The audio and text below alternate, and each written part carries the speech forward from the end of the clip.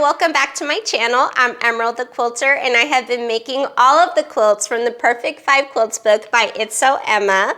I am making the first quilt in the 3 charm pack category today. This quilt is called the Chocolate Chip Quilt. Right here, you can see it's got lots of beautiful pieces, and I did need to order some fabric, so we will be opening my order today. And if you have not seen any of my previous videos, you can check them out and see how I make quilts like the one behind me. Remember to comment, like, and subscribe. Let's get started. I'm using Christmas fabrics to make this quilt. It's going to be my first holiday quilt, so that is very exciting. My background fabric is a rich cream with beautiful variated metallic snowflakes, and the main line I'm using is called Merry Manor Metallic. So I have 2 of these charm packs and then one of this one. This one's called Poinsettias and Pine Metallic. Now we're gonna open my package to see what came in. It's been sitting here for a week or so now. And in the pattern, which you do need to buy the book in order to follow along, you will see that the pattern lists yardage for the background, but as well as charm packs for the background. And because I knew I wanted to use this more specialty background, I just tried to figure out some math and ordered enough yardage that I would not need charm packs. And most of the charm packs that are backgrounds tend to be solids, and I did not want to go with a solid background this time. So here is my second charm pack in Merry Manor Metallic. And ooh, I bought, of course, the largest poinsettias that there were in this line. Look at this fabric. Isn't this just gorgeous? I mean, it's so fresh.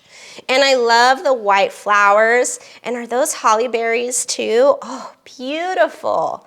This is a very refreshing and traditional with like a bit of modern flavor to it Christmas line. I love it. And this makes it very modern. Black. Black with tiny little gold specks on it and this gorgeous filigree. This is going to be a very fun quilt. So I've got my backing fabric, and now it is time for us to sort through our charm packs. Although we need 3 charm packs, we don't actually need every charm that's in the charm pack. I'm going to clear out my table and then bring you down below. I've already cut my background fabrics into the sizes that I need them. My C's, you can see, are going to be the alternating squares in the quilt, and the D's, I cut them differently than what the pattern suggested because I'm using triangle paper. You do need to buy the book if you want to quilt along with me, and the triangle paper that I'm using is H150. I also have my charm packs here ready to go, and I wanted to mention that I purchased the rest of the fabric that I needed from 2 places, Fabrics, etc., here in the Houston area, and then I also got the rest of it at pinkchihuahuafabrics.com. This is an Etsy shop that I buy from frequently, so thank you so much for sending me this cute little sticker. She's always sending funny and cute little things like glitter. Isn't that fun? So thank you, Pink Chihuahua Fabrics. And now it's time for us to open up these charm packs and go through the ones that I know I definitely want to keep inside my quilt. I'm going to need, of course, the 3 charm packs, but not every single charm. I need a total of 108, and that is a lot of counting, I know, but we have to get it done. And I'm just gonna sift through, and I already know that everything with color I wanna keep. Anything that is very light and that would get lost against my background or is essentially the same background, I want to take it out. This, I think, is way too close to the background. All of these here, and I think even this one as well. So I'm taking all of these out, and I know you're curious, like, well, let me see the fabric first. So let me show you these fabrics. Also count how many I've taken out. I've taken out 1, 2, 3, 4, 5, 6, 7, 8. Okay, so I've taken 8 out. And now I have to show these to you because I know you're wondering, oh, open that line. Let me see it. What does it look like? These are doubles. Oh, and here's a red. I don't know if I want that one in here. Maybe. Just has a lot of the background in it. And I love how these are doubled. I love when charm packs come doubled in almost every single fabric because it just brings everything together so much nicer. It gives, even though I know it's technically not a scrappy quilt, even when you use one line, it still gives it a lot more sense of balance when there's more repeated fabrics. I love these reds. These are so pretty. Oh, and candy canes. I was not expecting the candy canes in there. And beautiful, deep emerald greens, very dark. And these are like white holly berries or white berries of some kind on here, and those are very nice.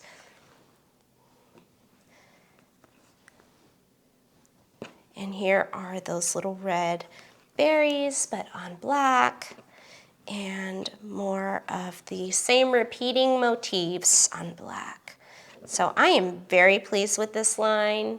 This is a very modern design on a traditional, what's usually a traditional look. And so I think I'm gonna take this one out or put it off to the side as my maybe. And this is the exact same, so I'm just going to take the fabrics that I know were a for sure they're not going into the quilt. Here's that maybe. Coming over here, these are gonna stay. Okay, and these are coming out. So there's my charms, and then I have poinsettias and pine. So poinsettias and pine, I was really hoping to find another one of these, but it is okay that I did not because it has this fabric. Oh, let me show it to you. Look at that. Isn't that so yummy? Such a yummy fabric. All right, let me not get distracted. I'm gonna take, ooh, solid gold. I was not anticipating that. Beautiful. Okay, let me stay focused. This can stay. I think this one can stay. Those can stay. I think those can stay as well. This one is gonna have to come out. I think it's just too beige and too gold. It'll get lost in the quilt. And I think that is all of them. So really I only took out one. Maybe I should just go ahead and take these out as well, just in case. All right, so I took out 3. I'm gonna have to do some math. So 8, I took out 8, and let me count. 1, 2, 3, 4, 5, 6, 7, 8. So 16, 17, 18.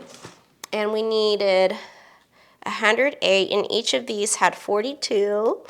So then I need to calculate 42 times 3 equals, so 126, and I took out 18. Minus, was it 18? It was 8, and plus 2. It was 16. Minus 16 equals 110. I need to take out 2 more. So what do you know? I'm just gonna go ahead and take out these because then that will equal 108. Problem solved. I have all of the fabrics that I need, and I'm going to show you my Pines and Poinsettias. These don't seem to have as many repeats, but that is okay because they're so similar. Of course, this one is just a little bit darker, has even more gold to it, I feel like. I really love this gold. And then all these are so pretty. It's going to add some flavor to the quilt. And there's definitely lots of repeats, so I spoke too soon.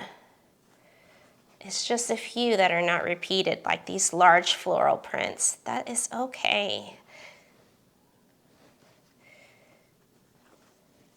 One of those again.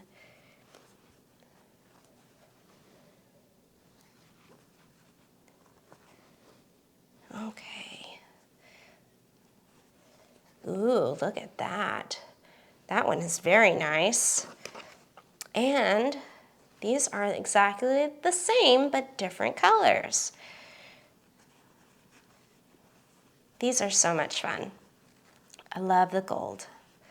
Love the gold.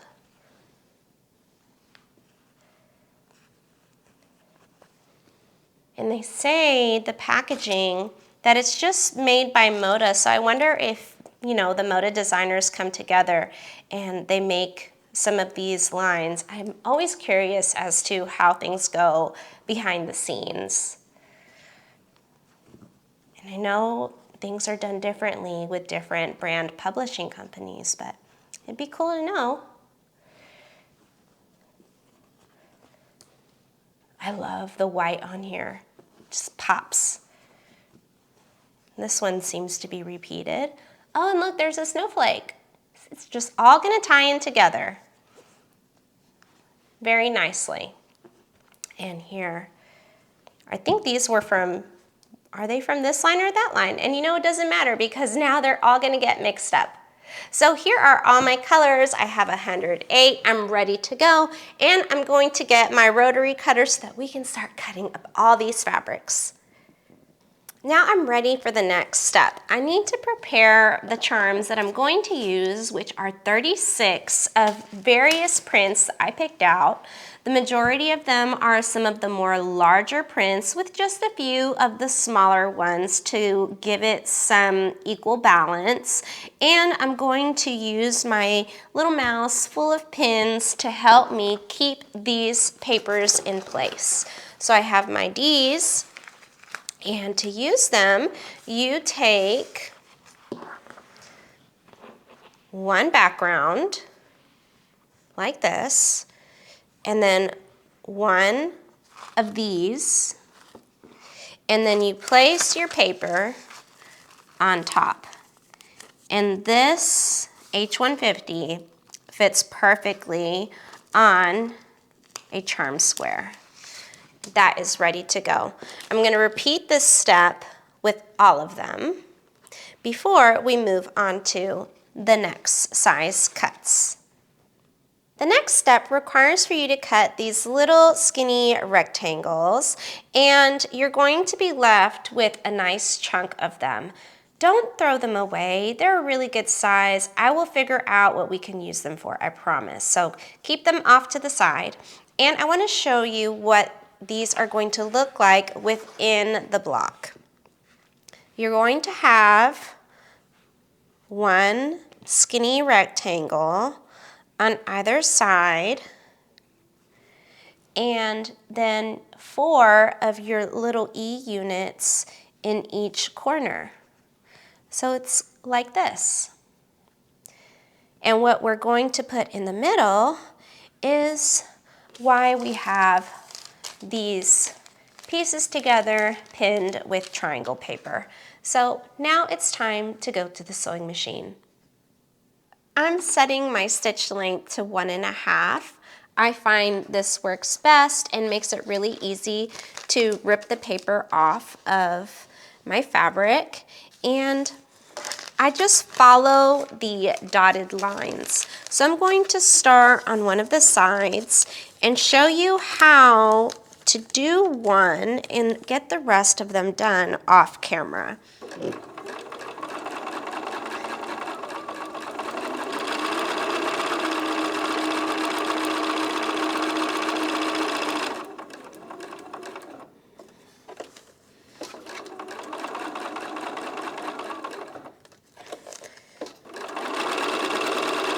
It's important to stitch right on the dotted line because that's what's going to make sure that you have the perfectly sized square that you need. If you are off on your sewing, then it defeats the purpose of using the paper product. Now, there are other ways to make half square triangles. In my previous videos, I've shared how to do that. You can check those out in my Perfect 5 playlist.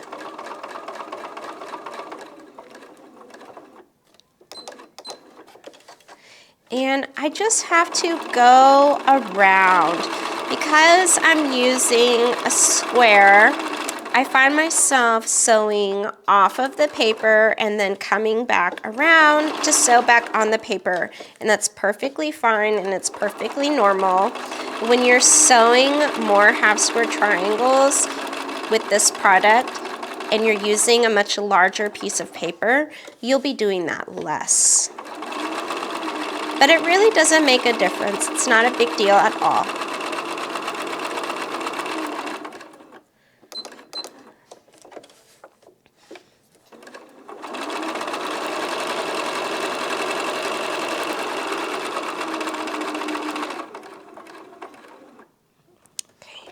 So I have my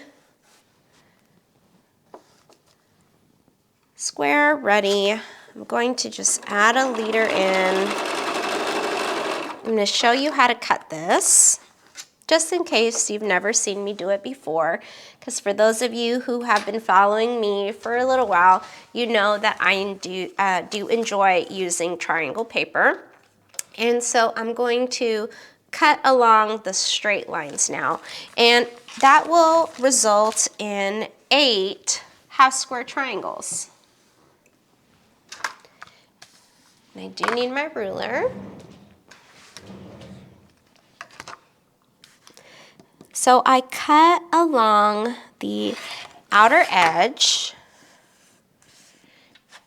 And something new that I've done, and I'm totally late to the party on this, guys, is having 2 separate trash bins.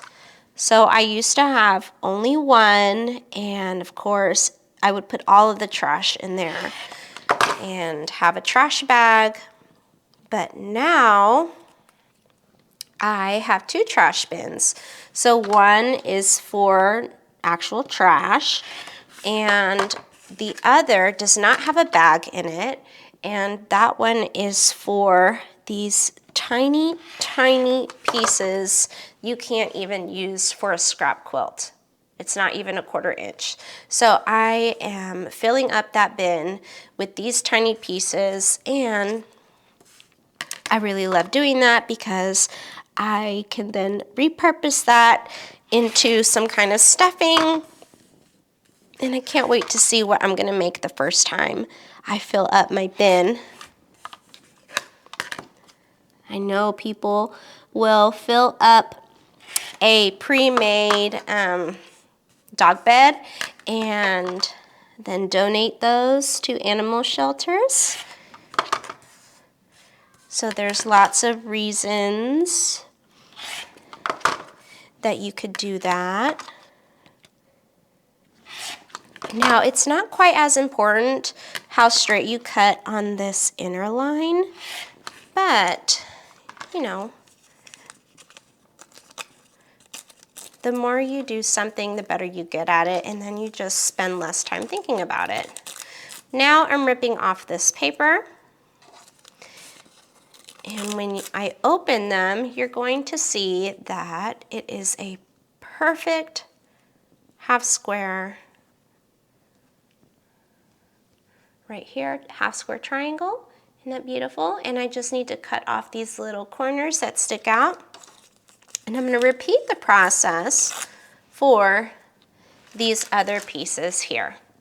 I finished cutting and pressing all of the half square triangles, and I also cut away all of these little tiny pieces.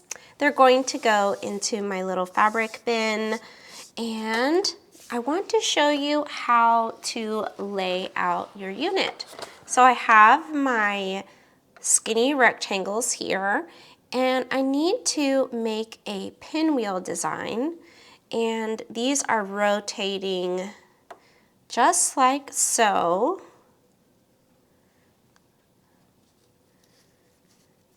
And whenever you're making pinwheels, it's important to keep track of where you're going. And I want to make sure that I have a nice mix. And I see that down here I have 3 of those poinsettia flowers. I'm going to take this one and maybe just add this one. Or this one. This is pretty. Just like that, to give it a nice mix. And this is going to make one block. I'm going to repeat the process for my black half square triangles, the green half square triangles, and the beiges.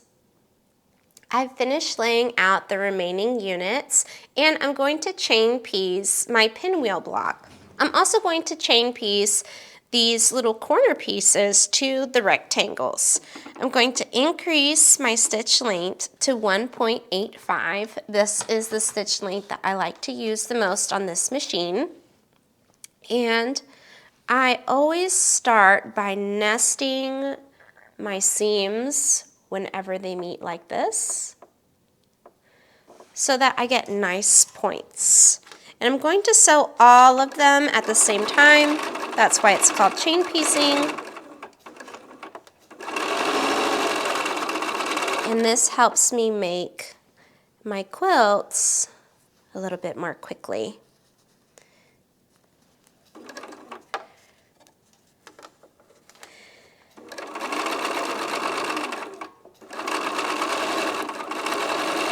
And an exciting event is going on right now. So today I'm filming, it's the first Sunday of March 2024, and the All Texas Shop Hop has started, and I have not made it out to a quilt shop yet, but I did order my magazine. So I am excited to visit a few shops. I believe the event is through all of March and then maybe April too, but I'm not entirely sure. But I've been following along with people's adventures on Facebook, and it looks like everyone is having so much fun. So if you get a chance, go out and visit one of your local quilt shops here in Texas. And if you haven't done so already, please check out my playlist called The Great Shop Hop, where I visit different quilt shops and I give you a tour.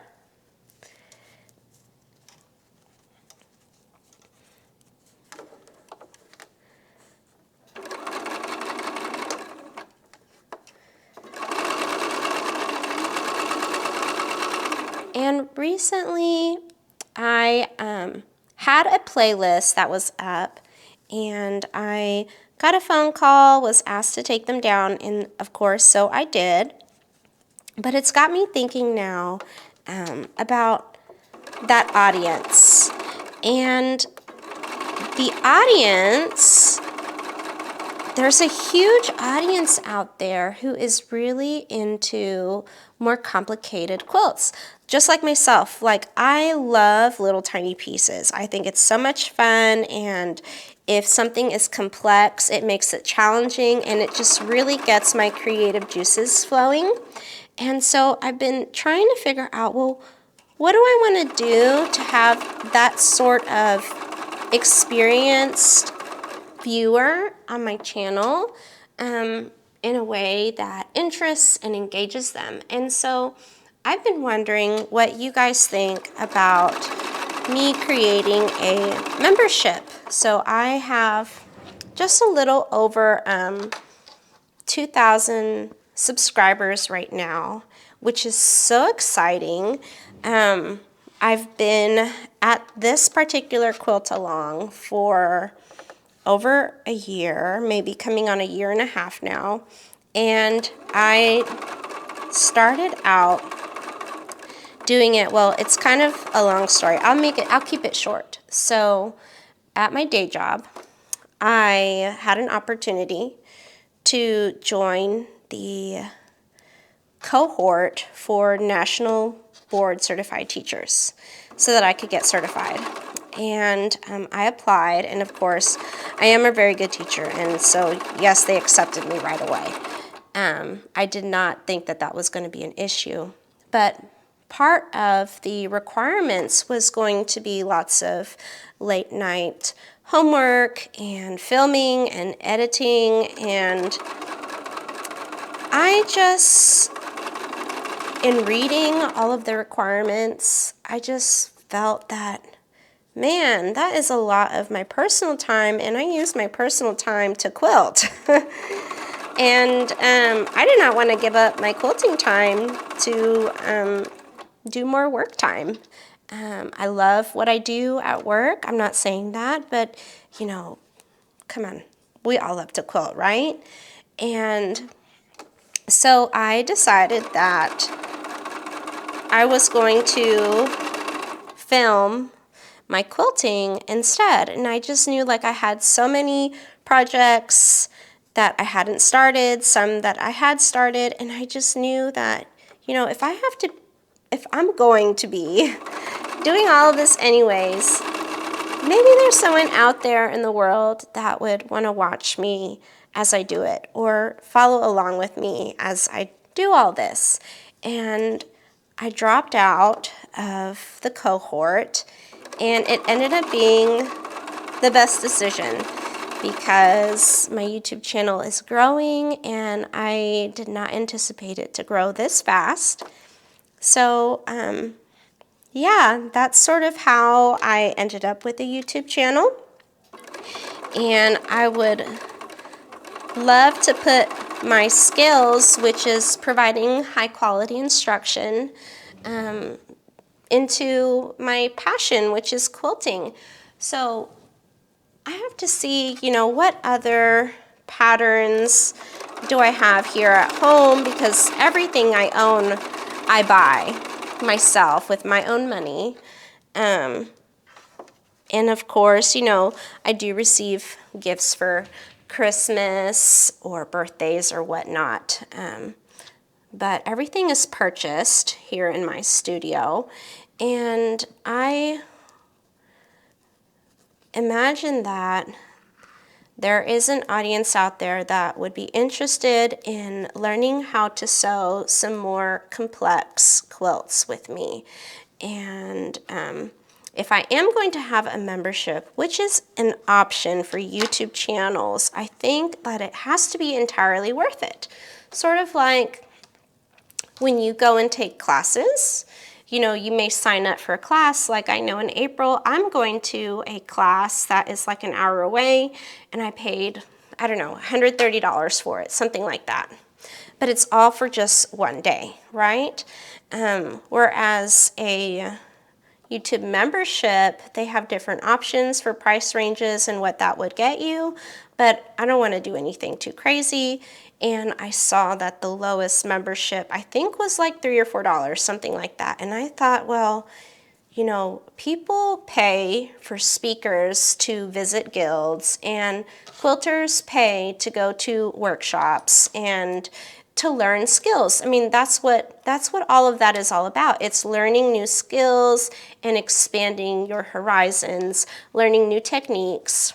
And so if that interests you, would you just let me know your thoughts on that? Because if there is a lot of interest in having like an instructional component to more experience level quilting designs, I would love to know so that I can reach out to some designers and just let them know, like, hey, I'm interested in teaching this. I already own it at home. Would it be okay? And so let me know what you think in the comments below. I am very good at going into detail, as I'm sure you've seen. So yeah, that's it. So just let me know what your thoughts are. I really appreciate it. And thank you so much to everyone who has subscribed to my channel. It means the world to me. And your comments are always so nice, and sometimes they just make my day. You guys don't even know. They really do make my day. You are so sweet. Quilters are such a beautiful, wonderful group of people. So now I'm at the point where I need to get different pins. So I have these pins, and I purchased this felt ring at a recent quilt show. It was by the quilt show, the Friendship Guild of Brenham, and I think it was from a boutique called Stamps by Kate or something like that. And so I bought this for just a few bucks, and it is so handy. So handy.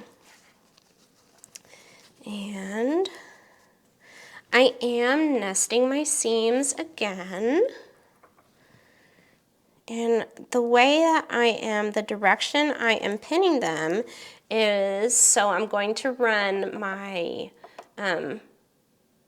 piece from here, right? And the foot. Well, the back, I want it facing away so that it doesn't like flip. And if it's already facing towards me, it's not gonna do this, right? It's already facing the opposite direction. So that's where I'm gonna leave that. And this, is that right? It is right. I just have to make sure. And I'm showing you today how to make 4 so that you get a taste of what this final quilt will look like as far as colors. It's going to actually be ready for Christmas. Isn't that something? So we can't have Christmas in July anymore, you guys. That's too late. I mean, I know long armers who would say that they get too many Christmas quilts at the end of the year and everyone wants it for Christmas. So, you know, help out your long arm friends and start your Christmas quilts a little earlier, guys. So now I'm going to sew these pieces.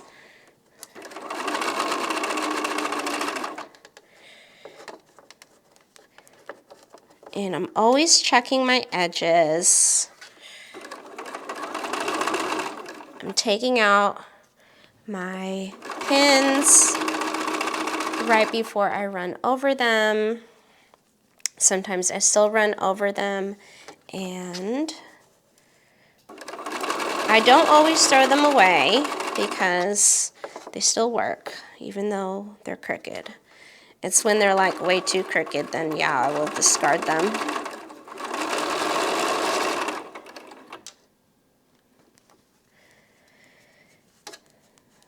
But oh my goodness, the pollen here has been awful.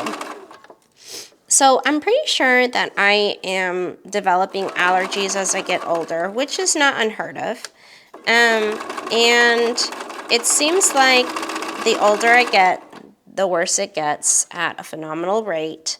Like I've been to the emergency room before from getting so sick around this time of year.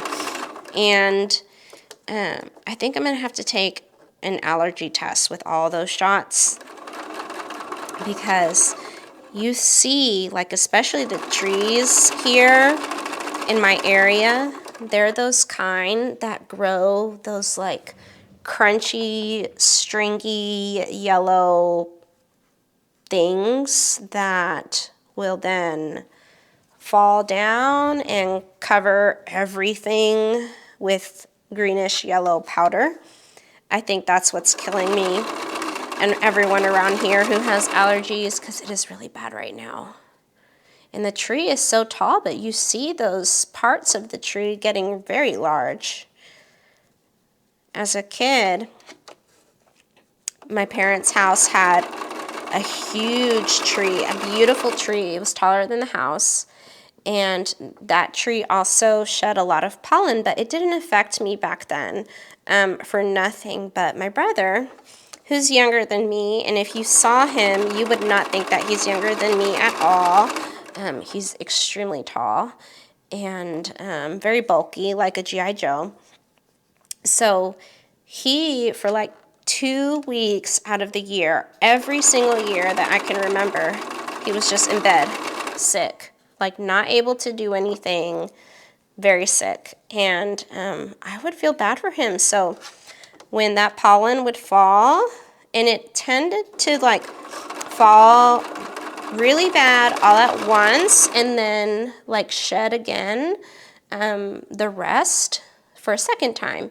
And so when that would happen, I would sweep it up and I would get some 1 or 2 trash bags of nothing but mostly pollen and of course some leaves too. But that seemed to help my brother out some, recuperate at least a little bit faster when it wasn't all over the front of our house. So once the pollen in my house starts falling down, I'm going to sweep it up because it will just make piles of it. Big piles.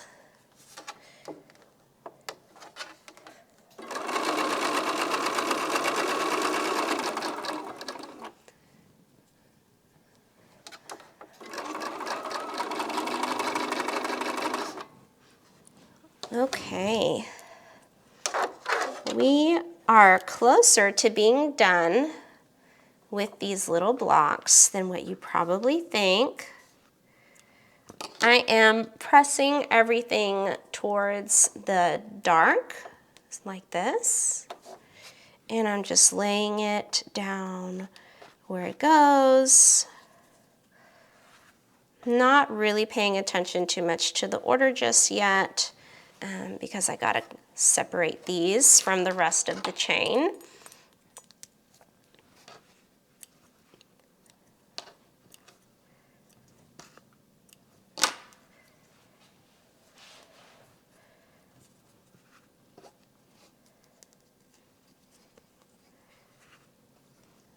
Okay, so done with these little pieces. Oh, here's one more of these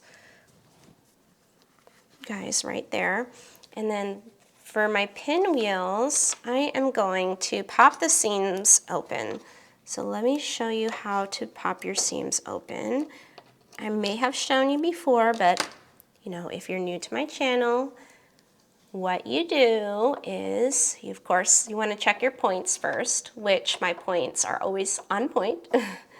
And I fix them usually when they're not. And you just tug here. And the larger your stitch length is, the easier they are to open. I use a small stitch length. You can see that my thread is kind of pulling on it because I have a very small stitch length, and I'll snip it. That doesn't always happen with all of them, but now, see, it opened, and I give it a nice press, and that's what it should look like. Open completely, and you can see sort of like a mini pinwheel in here. And that's just going to help keep it nice and flat. And I'm going to repeat the process for all of them. This is really helpful for quilting, and if you are quilting on your domestic machine will thank you.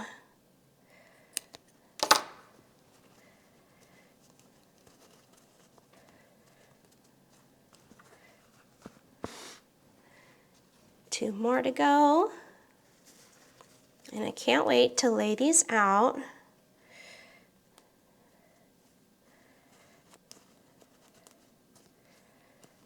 Ooh, so pretty. You can tell that I really like that color. I think that one would look really nice next to like the black fabric. It's like every pinwheel gets its own sashing, and then with that sashing, it makes a block. It's quite interesting. So this is open as well, and this is just as beautiful. And so now I'm going to decide, where do I want my colors to go? I lay out my cream pinwheel, my blue one, the black one, the green one, and I just think, okay, so I want the black to go with the blue. I want the green to go with this cream, and I want this blue to go with this green, and then this red to go with that black. So that's how I sort of decide. I just make sure I get a nice variety and mix up my colors so I don't have like two sets of black and red. Of course, it will be inevitable as I use up more of the fabrics, but at least for now, it's going to be fine. And so now I'm going to lay them out in the order that they're going to be sewn by looking at what is placed here on the side. So I know I have red, blue, black, green, red, blue, black, green. And so I have red, put my pinwheel that goes with it, and then blue.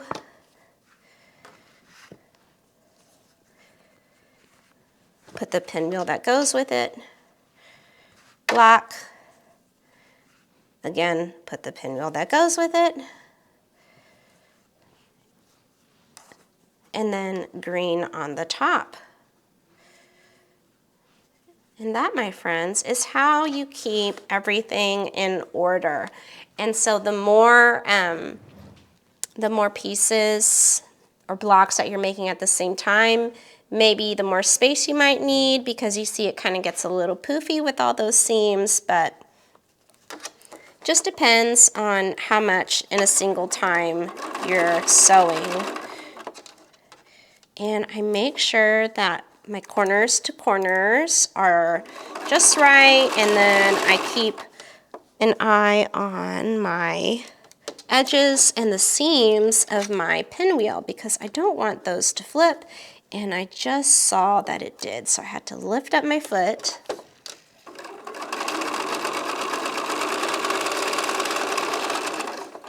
and fix it.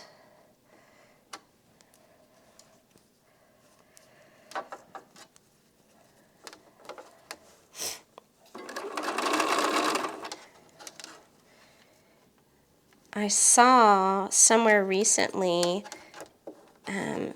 that the sunset is going to get closer and closer now to 8 p.m. I'm excited for that because it seems like here in Missouri City we've had a lot of rainy days. Luckily, no flooding. So I wish that the sky would stop teasing with rain because it's been very cloudy and we've had a lot of fog warnings. But I'm excited for longer days because after work, my son loves to go to the park. And so that's something that I try to do as often as possible. We go for a walk or we go check out a different park, and he just loves to play outside. So it's hard on me with these allergies, but I know it's not forever.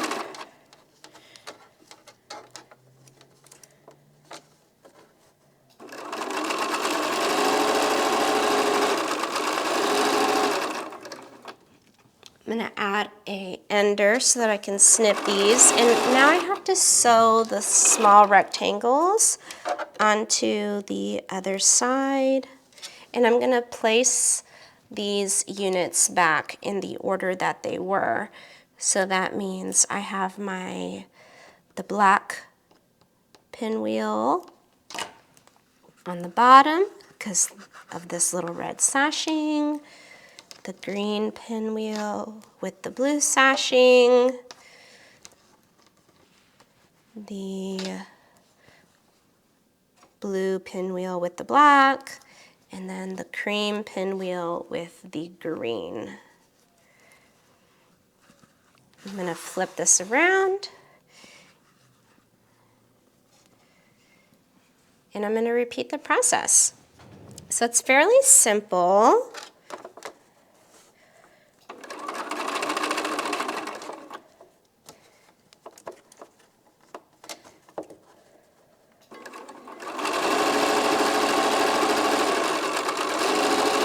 I think this quilt, maybe it's not necessarily for a beginner, like this is your very first quilt ever, but definitely a beginner can make this quilt, especially with the tools that I've shown, which are pins and the Hasbro triangle paper. Because the biggest thing about quilting is precision. And there's all kinds of quilting out there that don't require so much precision. So there's all techniques, different techniques out there that sort of take away the thought process of being precise. So it's okay to go out and learn something new. And if you would like me to teach you something specific, I'm happy to do that. So just let me know in the comments.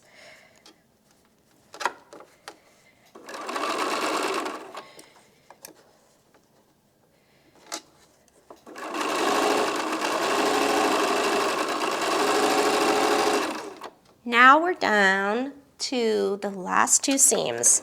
And these last two seams are going to be very important for you because you have your little corners to keep track of. You don't want those to get, messed up, crooked, or the seams just not matching.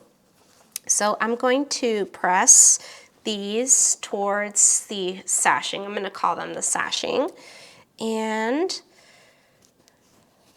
you'll notice that I'm not pressing anything right now. It's okay not to press after every single seam. I usually, and not always, but I usually like pressing after a block is completely done because then I just find that the fabric is manipulated less. So I'm bringing out the rest of my pins and I am pinning the flap of that seam down. So of course, yes, nesting and then checking the seam line, but I just want to make sure that all of the edges are going to be straight as well as that intersection. And because there's space, I can go ahead and pin both sides. Just like so.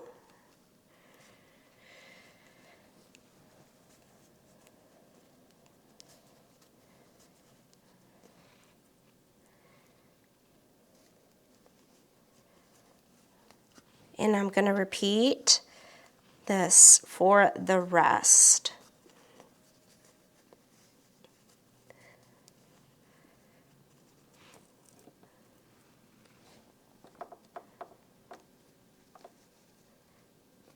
And I know that, especially when I was a beginner, I hated pinning because all I wanted to do was sew. I wanted to hear the roar of the machine going. But, then you just don't end up with as nice as a final product. Some people can get away with it. Those people tend to have more experience. So take your time and enjoy every step of the process.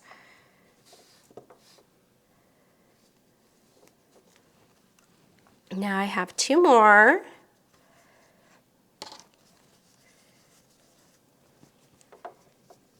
And this blue fabric is turning out to be so cute and so fun.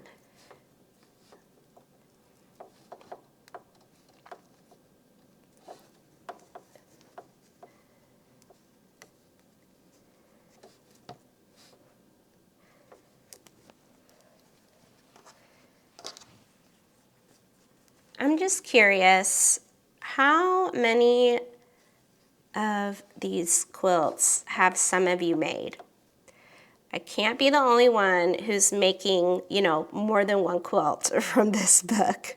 So it's the kind of book that comes in handy multiple times. Like there will never be a reason why you couldn't use the Perfect 5 Quilts book by Itzo Emma because it has quilts of different sizes, like perfect for baby quilts, a lot of the quilts, I would say a good third of them are large lap quilts. Like you could throw them on a full size or twin size bed. It would not hang off the edges, but it would look so nice.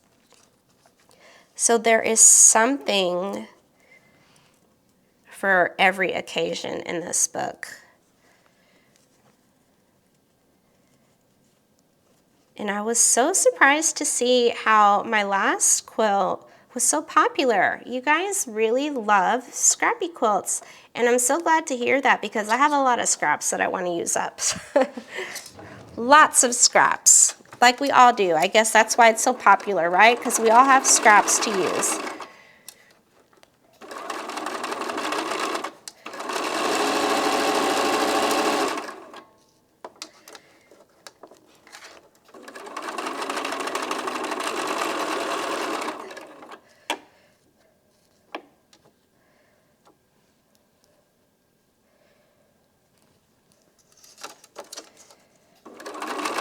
And I know for a fact that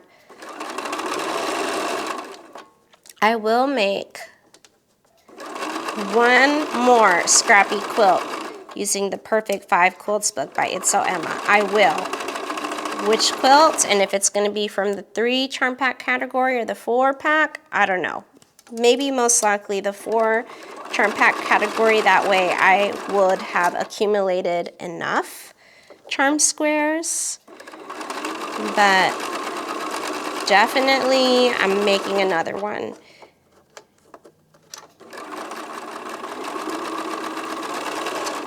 And then I'm going to try to hold off on buying any more charm packs for the foreseeable future. I mean, who knows what'll happen, but if I ever want to make another charm pack quilt, I know where to pull my patterns from.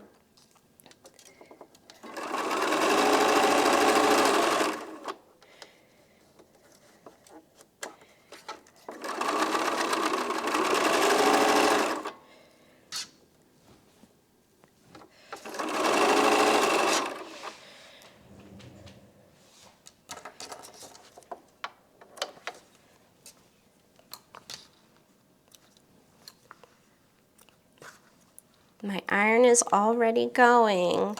I've got just one more seam, and these are going in that bin. I should move them out of the way because they keep getting caught. Here's a sneak peek. Wow, so cute. So cute. Okay. Checking my corners. If you check, you know, where you're sewing, all your edges, all your corners as you're sewing, then you have to trim, or you'll find yourself trimming your blocks less often, which is a good thing because trimming blocks is tedious and time consuming. So, you know, you want to practice the way you play. Just do every step of the process well, and then you won't have to, or you'll find yourself making less corrections. Not that you don't always, you know, sometimes it is needed. You need to trim, but you don't want to be trimming, you know, 200 blocks or whatever, when you could have just been more careful and then gotten really good at sewing that exact specification.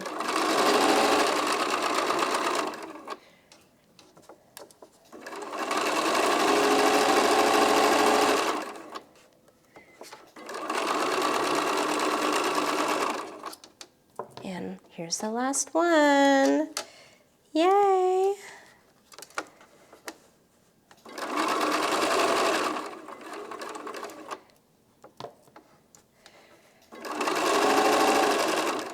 Hold on, that seam, did it flip? Nope, it did not. It is okay. Just had to check. Let's check it out.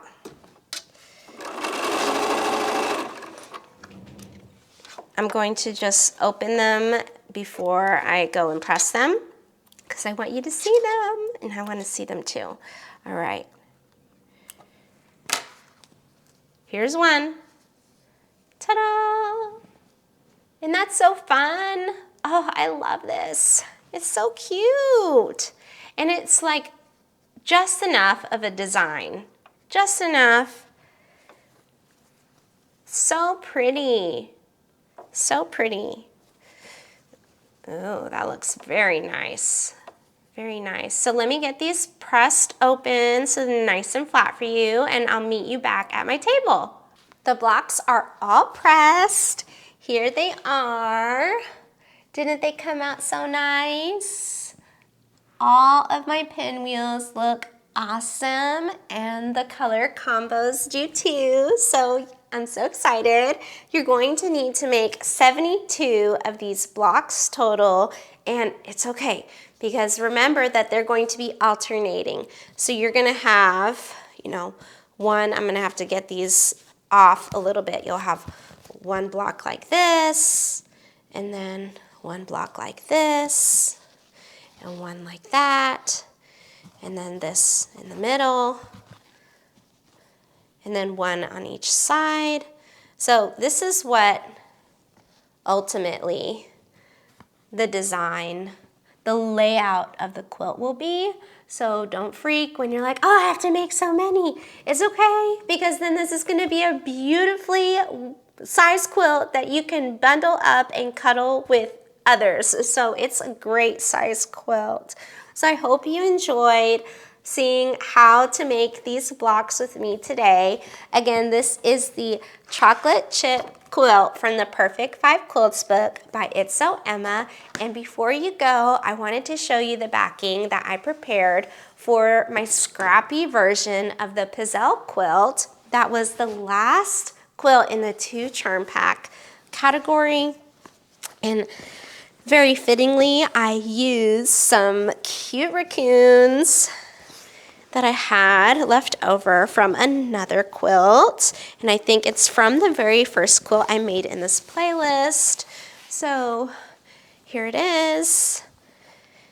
It's just made with 2 pieces, and I remembered to put a label on this one. Sometimes I forget to put labels, but I remembered this time, and so that is my sort of scrappy backing. Not the scrappiest, but you know, it's not one whole piece. So if you enjoyed watching my video, please, please, please give me a thumbs up. Subscribe to my channel. It helps other people find my channel, and you know, we all like to have someone to sew with. So I'd love to be your sewing buddy, and leave me a comment below. Until next time, I'll see you then. Bye.